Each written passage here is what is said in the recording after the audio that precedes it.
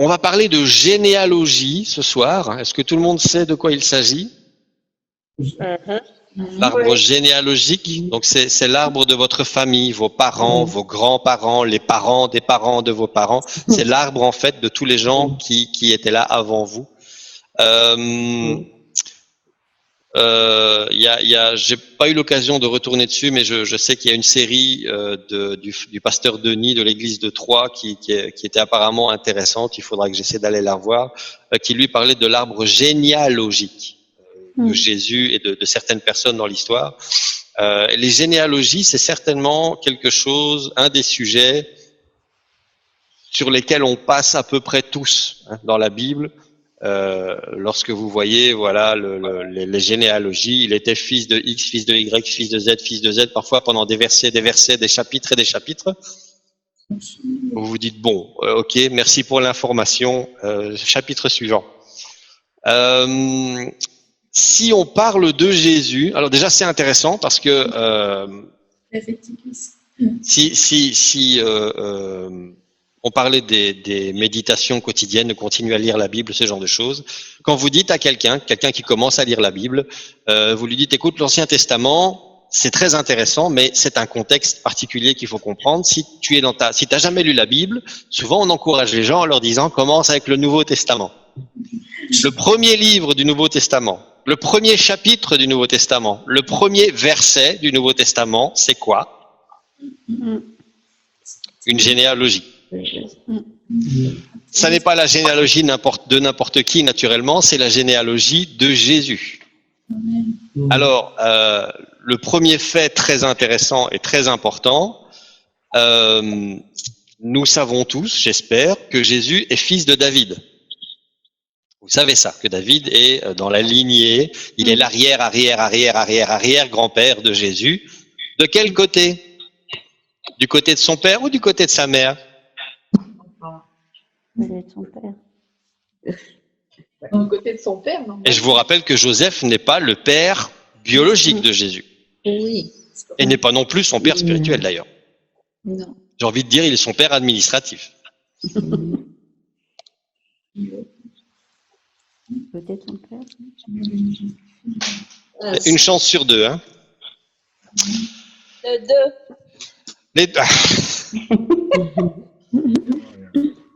Ça, c'est la solution de facilité. Nous lisons Matthieu, chapitre 1, verset 1. Jusque-là, on est d'accord. Généalogie de Jésus, fils de David, fils d'Abraham. Alors, on va commencer par la fin. Donc, on va commencer d'Abraham. On va pas tout lire, hein, on est d'accord. On va commencer, donc, ici dans Matthieu, on commence à Abraham et on remonte jusqu'à Jésus. Donc, Matthieu 1, verset 2, Abraham engendra Isaac, Isaac engendra Jacob, Jacob engendra Judas et ses frères. Jusque-là, on connaît. Et puis, on continue. Là, on passe au verset 16. Là, on arrive à la fin. Éliud engendra Éléazar, qui engendra Mathan, qui engendra Jacob, et Jacob est le père de Joseph, qui est l'époux de Marie, de laquelle Jésus est né. Jésus qui est appelé le Christ. Donc dans Matthieu, la généalogie, Jésus est fils de David, mais pas par sa mère, par son beau-père, j'ai envie de dire. Là, c'est quelque chose d'intéressant. Jésus est fils de David, mais pas physiquement, puisque Marie n'est pas dans la descendance de David. Joseph, oui. Mais Joseph n'est pas le père de Jésus. Enfin, oui, mais pas physiquement. Enfin, pas spirituellement non plus. Enfin, il l'est, mais sans l'être. Et après, on se demande pourquoi les gens ont du mal à comprendre Dieu parfois. Hein? On tape sur la tête des trinitaires très très souvent, mais avec des choses comme ça, on se rend compte que si on gratte un petit peu, on se rend compte que la façon dont Dieu fait les choses est très très intéressante. On va aller plus loin maintenant. Matthieu fait la descendance depuis Abraham. Et regardez ici, j'avais jamais fait attention, lorsque Joseph se propose de rompre avec Marie parce qu'il apprend qu'elle est enceinte et qu'ils ne sont pas mariés, donc c'est-à-dire que c'est un scandale public à cette époque-là, donc il se propose de répudier Marie. Et lui qui était un homme de bien, c'est le verset, donc toujours dans Matthieu 1, on est juste après ces généalogies, les versets 19 et 20. Joseph, qui était un homme de bien et qui ne voulait pas diffamer Marie, se proposa de rompre secrètement avec elle. Et comme il y pensait, voici un ange du Seigneur apparut en songe à Joseph. Et regardez comment il s'adresse à Joseph. Il lui dit, Joseph, fils de David. Mm. Et là, Joseph comprend quelque chose de spécial parce qu'on a vu dans les versets plus hauts que le père biologique de David s'appelait de Joseph, s'appelait Jacob. Mm. Et l'ange s'adresse à Joseph en lui disant, je sais qui tu es, je sais qui est ton père, mais tu n'es pas juste fils de Jacob, tu es fils de David. Et là, il y a quelque chose de spécial qui se passe dans le cœur de Joseph. Joseph comprend que lui fait partie de cette promesse. Il sait que le Messie sera appelé fils de David, il le sait. Et il comprend maintenant avec cette parole que lui fait partie de cette promesse. Même s'il n'est pas le père biologique de Jésus, c'est à travers sa descendance à lui que les prophéties de Jésus vont s'accomplir en tant que fils de David. Et l'ange lui dit, Joseph, fils de David, n'aie pas peur de prendre avec toi Marie, ta femme, parce que l'enfant qu'elle a conçu vient du Saint-Esprit. Mm. Donc là, Joseph comprend quelque chose de très, très important. Il y a une deuxième généalogie qui, elle, est dans Luc, au chapitre 3. Cette généalogie fait deux choses. Elle confirme de nouveau que la descendance de Jésus passe par Joseph. Ici, on lit dans Luc 3, versets 23 et 24, Jésus avait environ 30 ans lorsqu'il a commencé son ministère, en étant, comme on le croyait, fils de Joseph. Et là, on remonte la généalogie dans l'autre sens. Si vous vous souvenez, dans Matthieu, on a commencé Abraham, on est descendu jusqu'à Joseph et Jésus. Dans Luc, ici, on fait le contraire. On part de Jésus et on remonte à partir de Joseph dans l'autre sens, sauf que là, on va beaucoup plus loin. On remonte jusqu'à Adam, qui lui est fils de Dieu. Et là, il y a quelque chose d'extraordinaire qui saute aux yeux. Jésus, fils de Dieu, est le descendant de Adam, fils de Dieu.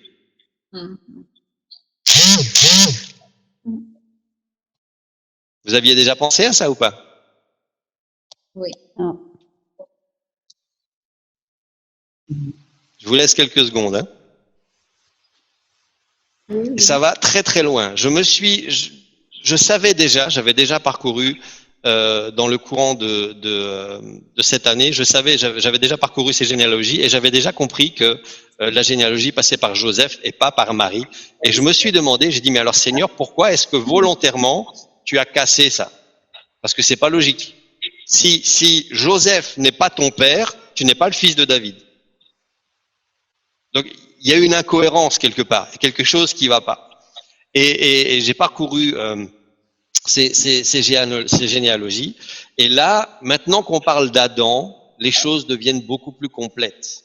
Parce que pour ceux qui connaissent un petit peu leur Bible, ou si vous avez déjà entendu peut-être le pasteur en a parlé beaucoup plus que moi, la Bible parle d'un premier Adam et elle parle d'un deuxième Adam. Si ça vous parle. Je vous rappelle qu'on parle de la généalogie du salut. Et si on regarde un petit peu plus loin dans Romains, on voit que Romains nous dit, dans Romains 5 au verset 14, la mort a régné depuis Adam jusqu'à Moïse, même sur ceux qui n'avaient pas péché par une transgression aussi grande que celle d'Adam, Adam qui est la figure de celui qui devait venir.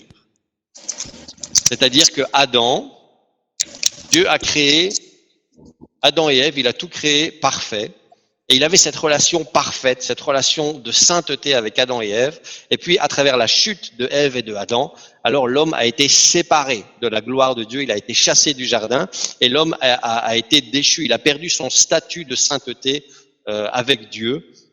Et la Bible nous explique que si c'est à travers Adam, le premier, j'ai envie de dire, le premier fils de Dieu, le fils de Dieu physique, si c'est à travers lui que toute l'humanité a péché, la Bible nous dit que comme par un seul homme, le péché est entré dans le monde, alors c'est aussi par un homme que le monde va être sauvé de son péché. Et cet homme maintenant, ça n'est plus le premier Adam, puisque lui est mort, il ne peut plus rien faire. C'est ce deuxième Adam. Ce deuxième Adam, ça n'est personne d'autre que Jésus-Christ lui-même. C'est ce qu'on voit ici dans 1 Corinthiens au chapitre 15 et au verset 22. Il est écrit que comme tous meurent en Adam, tous vont revivre par Christ. Et on va expliquer maintenant pourquoi il y a cette cassure physique entre Joseph et Marie. Pourquoi est-ce qu'il y a à un moment cette rupture dans la généalogie, j'ai envie de dire biologique, entre Jésus et tous les ancêtres qui étaient avant lui. Dans les versets qui suivent, 1 Corinthiens 15, 45, on lit « C'est pourquoi il est écrit, le premier homme, Adam, devint une âme vivante, alors que le dernier Adam, qui est Jésus, est devenu un esprit vivifiant. » Et l'original va même plus loin.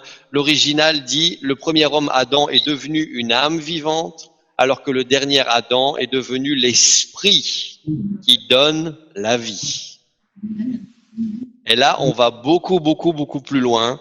La transition, c'est que la descendance physique, à partir de Jésus, ne suffit plus. Parce que cette descendance, ça n'est qu'une descendance de péché. Tout ce que Adam et Ève ont transmis à leurs enfants, leurs petits-enfants, leurs petits-petits-petits-petits-enfants, c'est leur statut de pécheur maintenant. C'est la chute spirituelle dont eux ont été victimes, que eux ont généré, si on peut dire. C'est ça l'héritage qui allait de Adam jusqu'à Seth, jusqu'à tous les autres, jusqu'au père de Joseph, jusqu'à Marie. Et entre Joseph et Marie, pas pour dire que Marie est sainte, Marie était humaine au même titre que Joseph et tous leurs prédécesseurs, mais pourquoi est-ce que là il y a une cassure? C'est parce que Jésus est venu en tant que deuxième Adam pour apporter justement la solution à cette chute. Là où Adam et toute sa descendance sont victimes du péché et de la mort spirituelle, Jésus en tant que deuxième Adam, et regardez jusqu'où ça va, on parlait de la Trinité il y a quelques minutes, la Bible dit que Adam, le premier homme, est devenu une âme vivante. Ça veut dire que lui n'a rien fait, il a reçu la vie par Dieu. Alors que le dernier Adam, Jésus-Christ, est devenu l'esprit qui donne la vie. Jésus-Christ est devenu cet esprit, le Saint-Esprit qui nous donne aujourd'hui la vie. Et c'est exactement ce qui s'est passé le jour de la Pentecôte, lorsque Jésus est remonté et qu'il a envoyé les disciples à Jérusalem en disant « Allez attendre la promesse ». Il est revenu, c'est ce qu'il a dit, « Je vous enverrai le Consolateur. Je ne vous laisserai pas orphelin, je viendrai à vous. Je vous enverrai le Consolateur que mon Père a promis. » Et c'est ce qui s'est passé le jour de la Pentecôte. Il est redescendu et le Saint-Esprit a commencé à toucher tous ces gens jusqu'à nous aujourd'hui. Et ça, c'est notre héritage à partir de Jésus. Ce deuxième Adam maintenant. C'est pour ça qu'il y a une cassure spirituelle. C'est parce que nous n'avons plus cet héritage. Maintenant, nous avons cette possibilité, cette grâce de pouvoir avoir accès au trône de Christ.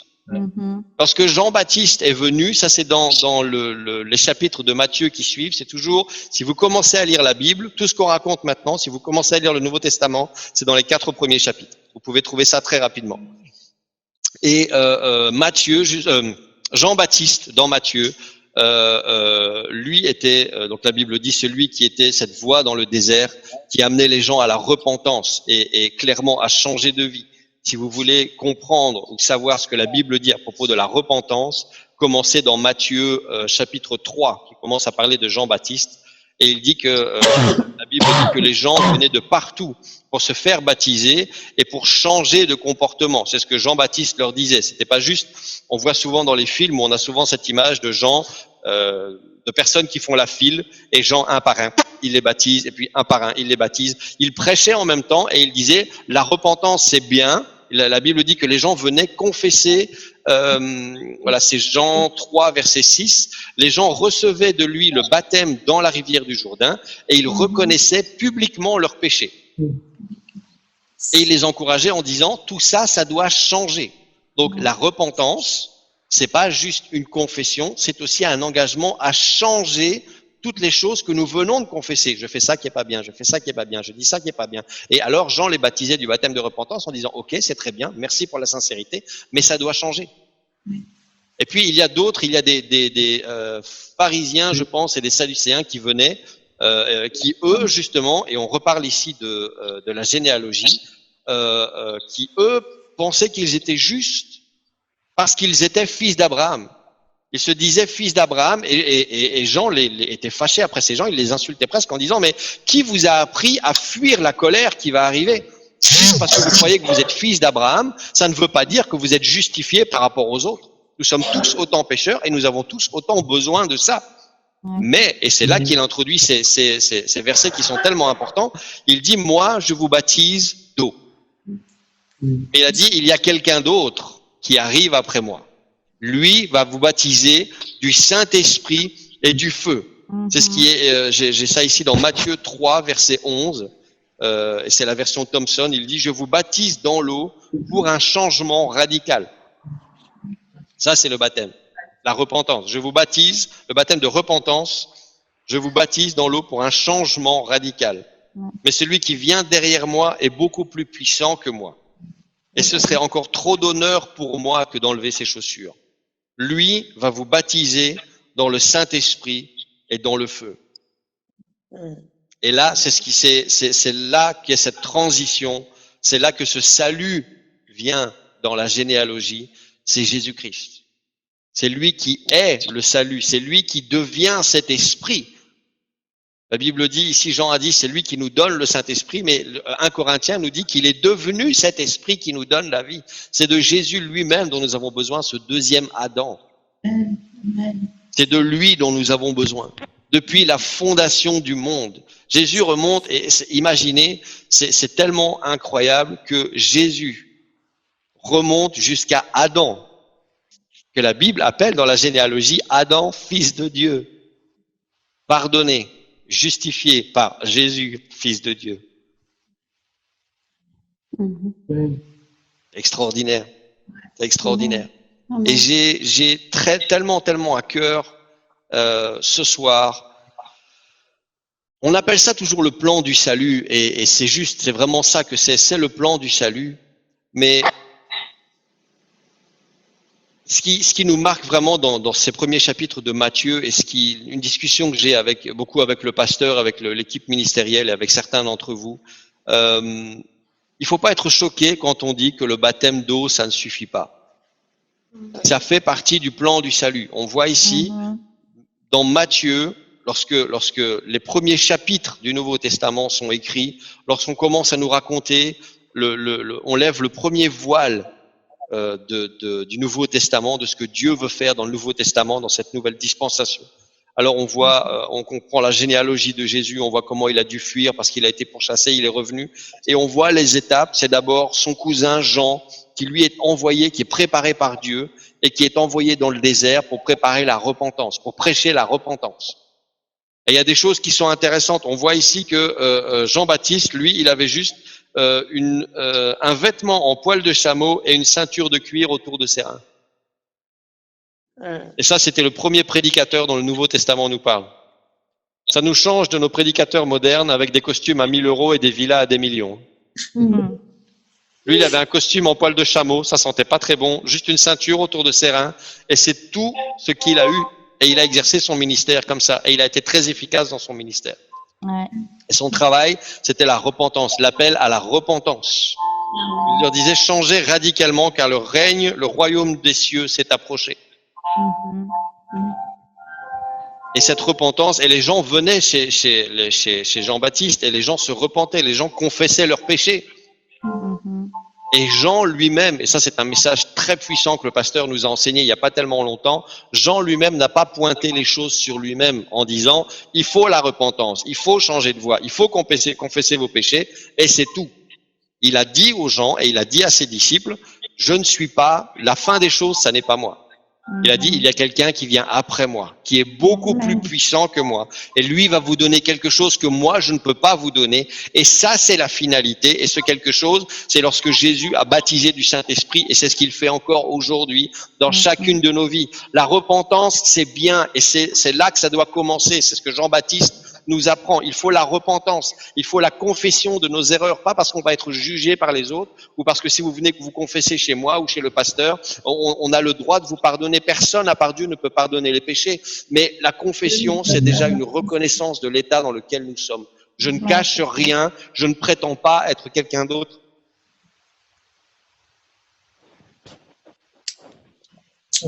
Mais je viens tel que je suis. Si j'ai des erreurs, je reconnais ces erreurs. Et ces erreurs, une fois qu'elles sont confessées, elles vont être noyées dans les eaux du baptême, elles vont être pardonnées dans les eaux du baptême et elles vont être oubliées dans les eaux du baptême. Lorsque je prends cet engagement d'une bonne conscience, lorsque je reconnais ce plan du salut, comme Jean l'a fait, si je reconnais qu'il y a cette confession publique, j'ai fait des erreurs, et j'accepte Jésus-Christ, et j'accepte de porter Jésus-Christ sur moi, et que j'accepte que toutes ces erreurs que j'ai faites, elles soient ensevelies, la Bible dit, dans les eaux du baptême. C'est très bien, et c'est ce que beaucoup d'entre nous avons fait cette année, ou fin de l'année dernière. Il y en a beaucoup de la classe que le pasteur a enseigné qui ont fait ça, et c'est excellent, c'est biblique, il faut le faire. Si vous ne l'avez pas encore fait, il faut y réfléchir. C'est dans la Bible, et c'est pas dans les épîtres, c'est pas dans l'Apocalypse, c'est dans les 3 premiers chapitres du Nouveau Testament. Repentez-vous et faites-vous baptiser. C'est comme ça que que Jean-Baptiste a préparé le chemin du Jésus, avec la repentance, avec le baptême d'eau. Et ce qui arrive derrière, c'est l'étape la plus importante, et c'est ça dont je parle beaucoup en ce moment, et c'est ça qui manque à beaucoup d'entre nous, c'est le baptême du Saint-Esprit et le baptême du feu. J'ai pas le temps d'expliquer la différence entre les deux, mais beaucoup d'entre nous avons cette repentance, nous comprenons que nous ne sommes pas parfaits, et c'est très bien. Nous confessons nos erreurs, et c'est très bien. Nous prenons le nom de Jésus sur nous dans le baptême d'eau, et c'est très bien. Et puis là, il y a un trou. De la même manière qu'il y a un trou dans cette généalogie de Adam jusqu'à Joseph, et entre Joseph et Marie, il y a un trou. Et ce trou, il a besoin d'être comblé, et il a été comblé par Jésus. Parce que Jésus est venu apporter autre chose, pas une continuité à cet état de péché que nous subissons depuis Adam, mais Jésus, lui, est venu couvrir tout ça à travers cette nouvelle dispensation de la grâce dans laquelle nous sommes jusqu'à maintenant. De la même manière, il faut autre chose pour pouvoir compléter cette étape. Et cette autre chose, c'est le baptême du Saint-Esprit. Et ce baptême du Saint-Esprit, et c'est là la grande différence avec la repentance et avec le baptême d'eau, c'est que le baptême du Saint-Esprit, ça n'est pas une décision que nous prenons. Et c'est là que beaucoup de gens sont coincés, et c'est là que nous voyons vraiment qui est sincère et qui ne l'est pas. Et je ne dis pas, on parle pas de tricheurs, ou on parle pas de fraude ou de choses comme ça, mais il y a beaucoup de gens. C'est pas pour rien que dans les premiers chapitres, la Bible commence à nous parler de tous ces gens qui se prenaient, la Bible dit voilà, des pharisiens et des sadducéens qui venaient, et au verset 8, dans Matthieu 3, 8, c'est très simple. Comment est-ce qu'on sait si les gens sont honnêtes ou pas? C'est Jean-Baptiste qui nous le dit, Matthieu 3, 8, produisez un fruit qui est digne du changement. Si votre repentance, elle est vraie, si votre baptême, il est vrai, on va le voir. On va l'entendre. Et Dieu va le valider en baptisant du Saint-Esprit. On a beaucoup de gens, et nous connaissons beaucoup de gens, qui se sont repentis, qui sont baptisés, et dès qu'on arrive à l'étape du Saint-Esprit, ça cale. Alors, parfois, c'est simplement un apprentissage. Je sais que ça n'est pas... Certaines personnes disent que c'est pas biblique. Les apôtres, on les a jamais enseignés. Jésus leur a jamais dit comment le Saint-Esprit allait parler, allait tomber. Ils étaient rassemblés, ils ont prié, c'est tombé, ils l'ont reçu. C'est vrai. Il y a certaines personnes, maintenant que nous avons cette connaissance, certaines personnes reçoivent le baptême du Saint-Esprit simplement en priant et en le cherchant, même sans avoir, je dirais, une éducation ou une formation spécifique là-dessus. Il y a certaines personnes qui coincent, et dès qu'on prend le temps de leur expliquer le Saint-Esprit, c'est ça fait ça, ça fonctionne comme ça, dès qu'ils comprennent, ça tombe directement. Donc, il y a plusieurs cas de figure, il n'y a pas un cas unique de la manière de recevoir le Saint-Esprit, mais là, on voit qu'il y a bien souvent quelque chose qui manque. On s'arrête à Jean-Baptiste, alors qu'on doit aller jusqu'à Jésus-Christ. Amen. On s'arrête à Joseph, alors qu'il y a un trou qu'il faut sauter pour arriver jusqu'à Marie et Jésus. Et ça, c'est extrêmement important. C'est quelque chose que j'ai sur mon cœur, et je pourrais encore partager beaucoup de choses, mais je vais pas aller beaucoup plus loin ce soir. Nos efforts pour tous ceux qui ont fait des efforts, tous ceux qui ont été changés pendant ce confinement. Nos efforts sont des bons efforts, au même titre que la repentance, que la confession des péchés, que le baptême au nom de Jésus, ce sont des bonnes décisions. Si vous avez changé des choses, si vous avez commencé des choses ou arrêté des choses, c'est bien, ce sont des bonnes choses. Mais si ce sont juste des décisions humaines qui vont créer des habitudes ou des routines religieuses humaines, on reste à Joseph. Il manque quelque chose. On reste à Jean-Baptiste. On fait une partie du travail et c'est bien. Mais même Jean-Baptiste, elle ne s'est pas arrêtée là. Il a continué à pousser les gens. Et c'est pour ça, peut-être, il y en a certains d'entre vous, vous dites, mais vous êtes gentils, mais on en a un peu marre que vous nous poussiez toujours. C'est bien, mais faites plus. C'est bien, mais cherchez. C'est bien, mais priez. C'est bien, mais lisez. C'est bien, mais continuez. Est-ce qu'il n'y a pas un moment, pasteur, est-ce qu'il n'y a pas un moment, équipe pastorale, où tu peux pas juste arrêter et dire c'est bien et tu mets rien autour? Oui. Mais c'est pas nous qui allons le faire, c'est Dieu qui va le faire. Et il vous dira, c'est bien, bon et fidèle serviteur, et ce sera le jour où vous passerez les portes du ciel. En attendant, non, on va continuer à vous pousser, on va continuer à vous motiver. Amen. Amen. Parce que si on arrête, on va faire les choses à l'envers en disant, ok, tu me dis que c'est bien, mais maintenant je vais où? Parce que tu m'encourages plus, tu me pousses plus, et ça c'est la nature humaine, c'est tout à fait normal. Si je veux blanc, il y aura du noir, si je veux noir, il y aura du blanc, et entre les deux, il y aura des daltoniens qui diront, et nous on fait quoi? Donc, il faut qu'on prenne des décisions, il faut qu'on aille dans un sens, et de toute façon, je suis soumis à mon pasteur, je ne prends pas les décisions moi-même, je suis la décision, la direction que Dieu donne à notre pasteur et que notre pasteur donne à l'équipe ministérielle. C'est comme ça que ça marche et que ça doit marcher. Et je suis de toute façon personnellement d'accord avec ce principe que c'est jamais une mauvaise chose d'essayer de pousser toujours un peu plus loin. D'encourager un petit peu plus loin. Pourquoi? Tout simplement parce que quand on arrête d'avoir un objectif, on arrête de marcher tout court. Ouais. Et nous ne voulons pas que vous arrêtiez de marcher, nous ne voulons pas que vous arrêtiez de grandir, nous ne voulons pas que vous arrêtiez de chercher la présence du Seigneur, de prier, de découvrir des choses dans sa parole. Et vous voyez de quoi on a parlé, c'est juste 3 chapitres dans le premier livre du Nouveau Testament, c'est tout. Il y a encore tout ça ici dans le Nouveau Testament, il y a encore tout ça dans l'Ancien Testament. Il y a des choses incroyables que Dieu garde en réserve et que c'est pas seulement pour moi, c'est pas seulement pour le pasteur ou pour l'équipe pastorale. Chacun d'entre vous, me dites pas que vous n'avez pas déjà lu ça. C'est là, c'est disponible. Ça attend juste d'aller le chercher. Mais ma pensée pour ce soir, et je voudrais qu'on puisse prier là-dessus pendant quelques instants, pour nous-mêmes et pour tous ceux qui sont dehors, c'est peut-être une prière particulière, mais ne nous arrêtons pas à Joseph. Ne nous arrêtons pas à Jean-Baptiste. Il y a quelqu'un derrière tout ça. Si j'ai pas encore, si c'est un nouveau concept, vous entendez parler de la repentance, du baptême d'eau, c'est un nouveau concept. On est là, on est prêt à enseigner. Si vous connaissez ces concepts et que vous n'êtes pas encore allé jusqu'au bout, jusqu'au Saint-Esprit, si vous n'avez pas encore fait cette expérience du Saint-Esprit, il faut la faire parce qu'il y a quelqu'un après Jean-Baptiste qui vient, qui est plus grand que Jean-Baptiste. Amen. Amen. Et lui va baptiser du Saint-Esprit, lui va baptiser du feu. Si votre vie, elle va nulle part ou que vous n'êtes pas certain de où vous allez, le feu qui vous manque, il est chez Jésus. Il est dans ce baptême du Saint-Esprit. C'est ça qu'il faut qu'on ait, c'est ça qu'il faut qu'on cherche, c'est ça qui va nous booster et qui va nous conduire dans toute la vérité. C'est de ça dont on a besoin. Il faut qu'on aille chercher ça. Amen. Si vous avez eu cette expérience et que vous l'avez pas renouvelée, il faut la renouveler. Amen. Le Saint-Esprit, c'est l'essence de la vie du chrétien. Sans ce Saint-Esprit, votre vie, elle ira nulle part. Vous allez lire des choses, il n'y a rien qui va rentrer, ou alors ce sera juste une lecture intellectuelle, mais à un moment, cette parole, comme je dis, elle va pas prendre cette 3e dimension. Il n'y a pas une révélation qui va sortir de cette parole, et vous allez comprendre des choses, et vous allez prier différemment, vous allez comprendre Dieu différemment. Ça se fait dans la prière, et ça, c'est le Saint-Esprit de Dieu qui sort de cette parole quand vous lisez, quand vous priez. On a besoin du Saint-Esprit de Dieu, sinon c'est juste un cerveau d'homme qui essaie de lire des pages. C'est tout.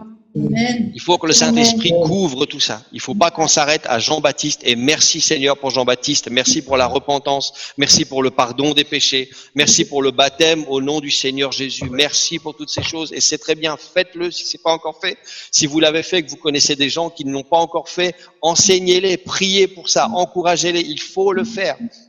Mais il faut qu'on aille jusqu'au bout. Il faut qu'on aille jusqu'à celui qui vient après, Amen. qui est plus grand que tout. Mhm. Et la Bible dit, dont je ne suis même pas digne de délier, de lui ôter les sandales. Et ce serait encore trop d'honneur. J'aime cette version. Je vous baptise dans l'eau pour un changement radical. Mhm. Mais celui qui vient derrière moi est plus puissant que moi, et ce serait encore trop d'honneur pour moi que de lui enlever ses chaussures. Lui va vous baptiser du Saint-Esprit et du feu. Et le feu. Amen. Et je ne vais pas aller plus dans les Alléluia. détails ce soir, mais le verset qui suit nous dit qu'il a sa fourche à la main, il va nettoyer le champ, il va recueillir le blé dans la grange, mais il va brûler la paille dans un feu qui ne s'éteint pas. Je n'irai pas plus loin pour ce soir. Mhm. J'aimerais qu'on puisse tous ensemble prier là-dessus. J'espère que ce message passe chez vous de la même manière qu'il passe chez moi. Si vous avez déjà accompli toutes ces choses, si vous n'avez pas encore accompli ces choses, si vous n'avez encore rien fait de tout ça, la repentance, je suis pratiquement sûr que tous l'ont fait, ou presque tous. S'il y a encore des gens qui ne sont pas baptisés au nom de Jésus, Matthieu chapitre 3, c'est les premiers chapitres du Nouveau Testament.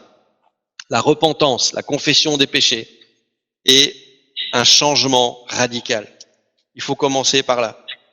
Si vous n'avez pas encore été baptisé du Saint-Esprit, il y a quelque chose qui vient après ce changement radical, quelque chose qui vient après ce baptême d'eau, cette repentance et cette confession. C'est le Saint-Esprit et le feu, c'est l'essence qui va changer Amen. votre vie. Ouais. Si Amen. vous avez vécu, si vous vivez toutes ces choses au quotidien, merci Seigneur. D'abord, gardez-le, conservez-le. L'essence, c'est comme dans une voiture, quand vous l'utilisez beaucoup, ça diminue et il faut refaire le plein.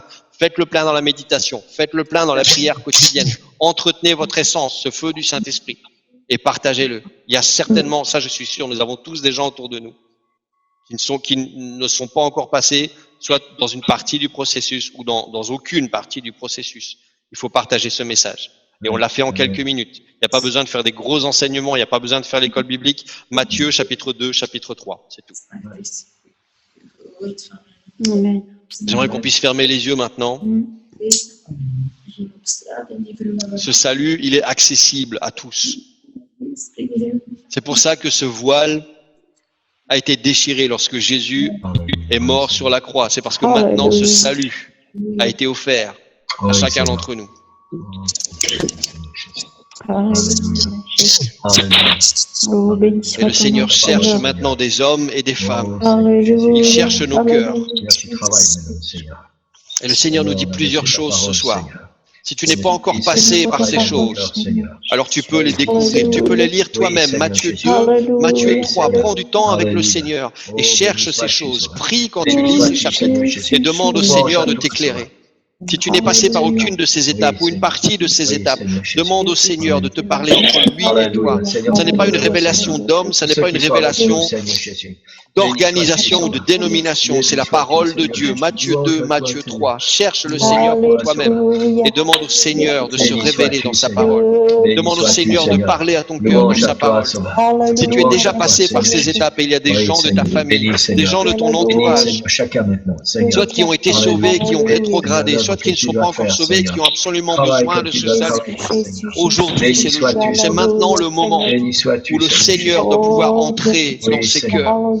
Parce qu'il y a quelque chose qui vient après Jean-Baptiste. Il y a quelque chose de très positif qui vient. C'est le baptême du Saint-Esprit et le baptême de feu. Il y a quelque chose de beaucoup moins positif qui vient. C'est ce nettoyage que Dieu va bientôt faire avec sa fourche qu'il a à la main. Lorsqu'il va séparer le blé et lorsqu'il va séparer la paille. Et nous avons besoin que le Seigneur touche maintenant. Nous avons besoin maintenant Ton esprit, Seigneur. Ton de esprit, pouvoir envoyer l'Esprit de Dieu vers tous ces gens, vers toutes ces familles, toutes ces personnes qui ne sont pas encore descendues jusqu'au Jourdain spirituellement, toutes ces personnes qui ne se sont pas encore repenties, qui n'ont pas encore conscience qu'elles ont besoin de repentance. Seigneur, nous prions ce soir pour que ton salut puisse être renouvelé dans chacun de nous, dans chacune de nos maisons, dans chacune de nos familles. Nous prions, Seigneur, que tu nous aides.